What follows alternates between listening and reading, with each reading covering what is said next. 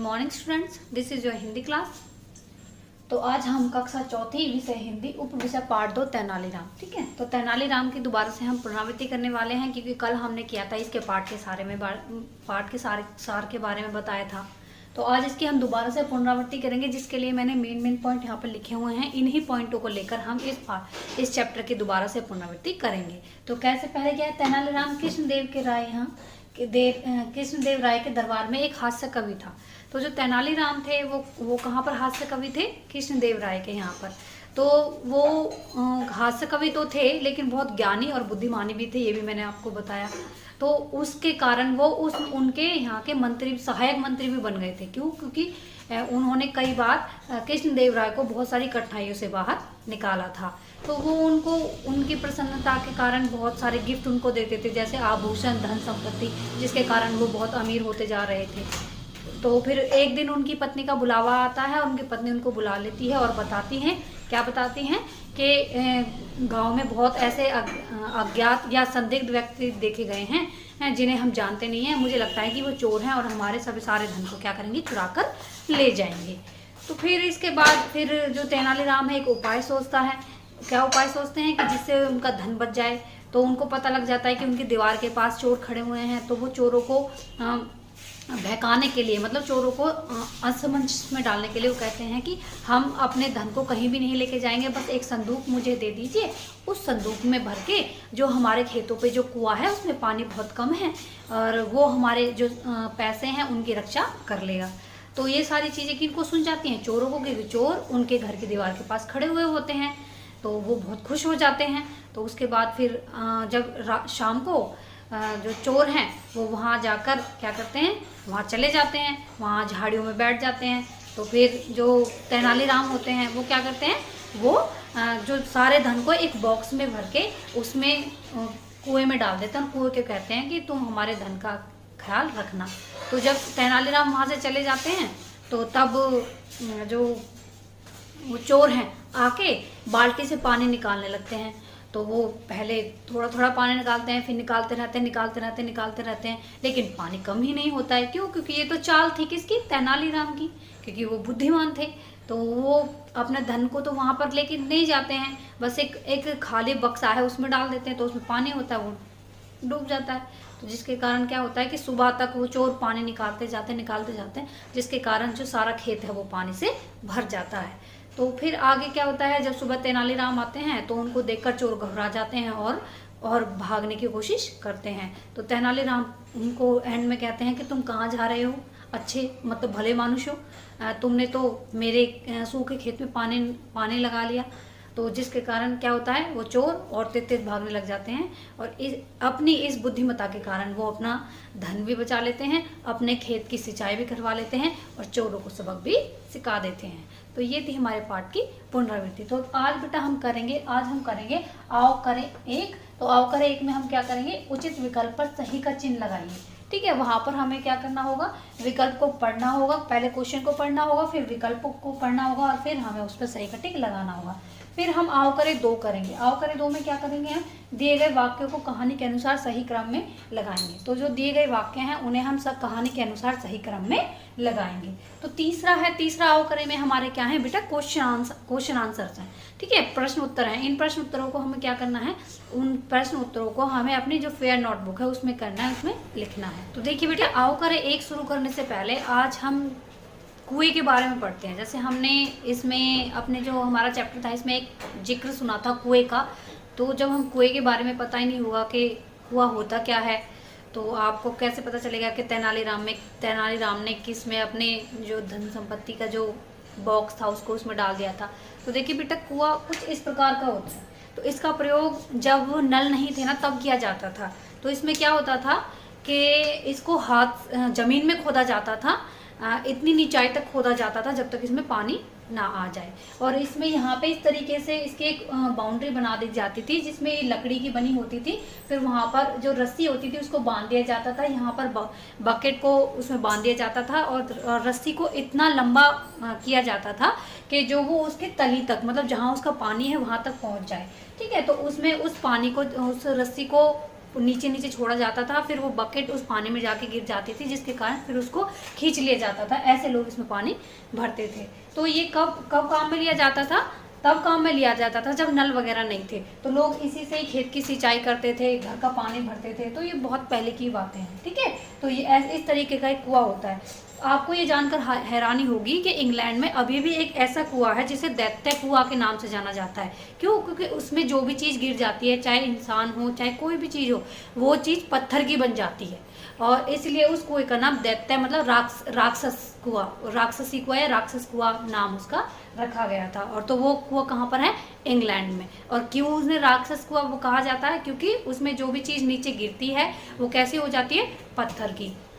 तो I hope आपको समझ में आया होगा कुआं कैसा होता है। तो आप और नेट पे सर्च भी कर सकते हैं कि कुएं की आकृति आप देख सकते हैं, कुएं के बारे में और कुछ भी जान सकते हैं। अब इसके बाद हम अपना जो टॉपिक है, जो आओ करे एक और आओ करे दो करेंगे, ठीक है। आओ करे एक, तो इसमें हमें क्या करना है?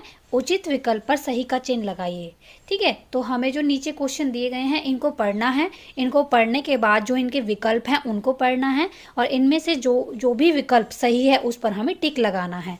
तो पहले देखिए, पहला हमारा क्वेश्चन क्या है? तेनालीराम की पत्नी किसके भय से खेतों की सिंचाई नहीं करवा पाई?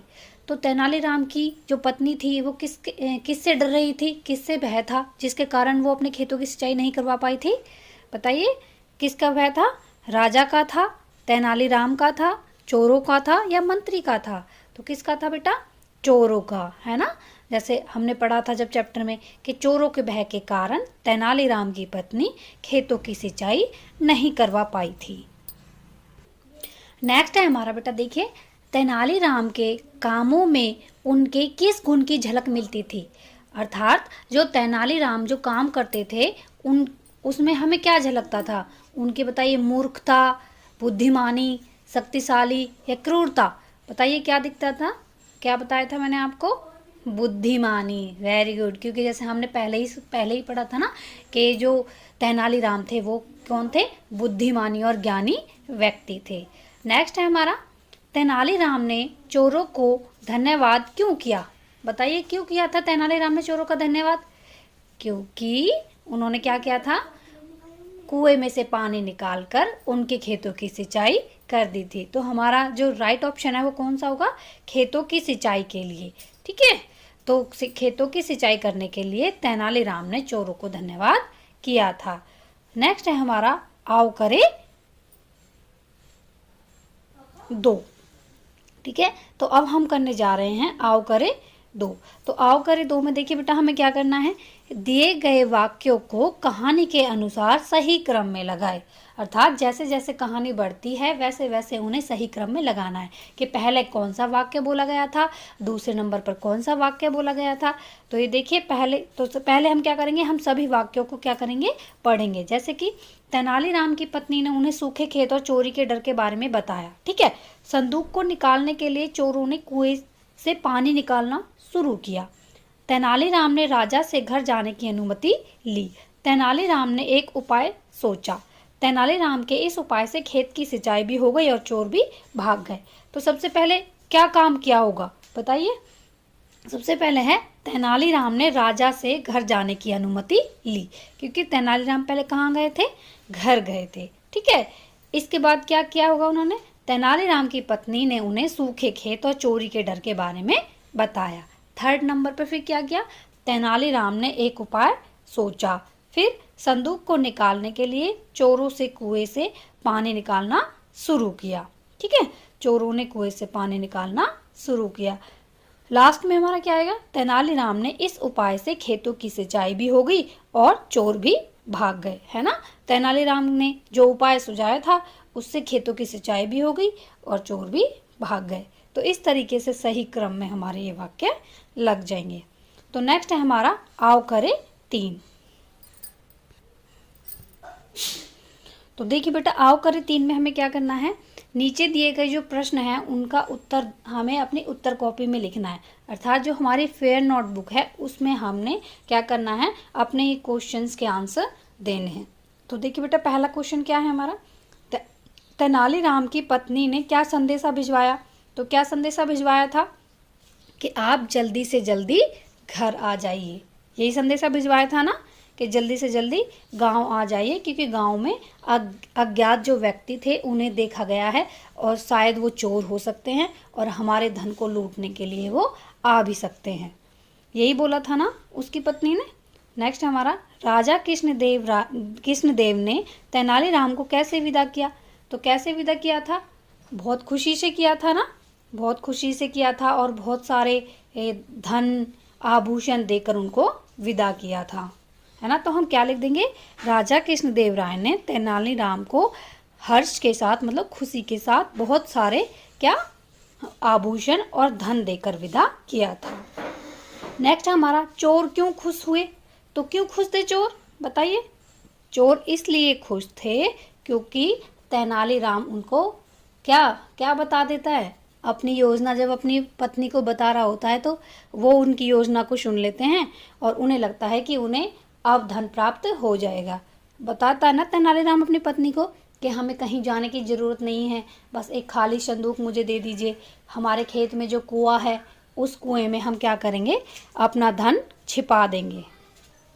नेक्स्ट है हमारा पाठ के लिए नया नाम सोचकर लिखिए और अपने चयन का कारण भी लिखिए। तो देखिए बेटा, ये आपको स्वयं करना है। मैं आपको बस एक उदाहरण दे सकती हूँ, जैसे कि इस पाठ का एक नया नाम क्या हो सकता है, सोचिए और लिखिएगा। जैसे कि मेरे अनुसार अगर मैं देना चाहूँ तो एक पंथ दो काज भी हो सकता है। कैसे कि तेनालीराम ने एक ऐसा उपाय सुझाया जिससे उसका धन भी बच गया और उसके सूखे खेत का क्या हो गया, सिंचाई भी हो गई, है ना। तो ये हमारा कारण हो सकता है। तो हम कैसे लिख सकते हैं, पाठ का नया नाम सोच कर लिखिए। तो पाठ का नया नाम क्या हो गया, एक पंथ दो काज। अब एक पंथ दो काज हमने क्यों चुना है, इसका कारण भी लिखना है। तो इसका कारण मैंने क्या बताया था कि तेनालीराम के उपाय से खेत की सिंचाई भी हो गई और उसका धन भी बच गया। तो इस तरीके से तो इस पाठ का दूसरा नाम एक पंथ दो काज हो सकता है। और आप कुछ भी लिख सकते हैं, ठीक है, आप खुद सोच कर लिख सकते हैं और उसको जो आपने टाइटल सुझाया है, दूसरा नाम दिया है, उसका कारण भी फिर आपको लिखना पड़ेगा। ठीक है बेटा, तो ये थे हमारे आज आओ करे एक, आओ करे दो और आओ करे तीन। तो आज के लिए इतना ही। कल हम मिलते हैं एक नए वीडियो के साथ जिसमें हम कराएंगे वचन। ठीक है, हम शब्द ज्ञान करेंगे और वचन, और उसमें पढ़ेंगे वचन के बारे में कि वचन क्या होते हैं, उनके कितने भेद होते हैं, ये सभी हम अगली वीडियो में पढ़ेंगे। तब तक के लिए टेक केयर, बाय बाय।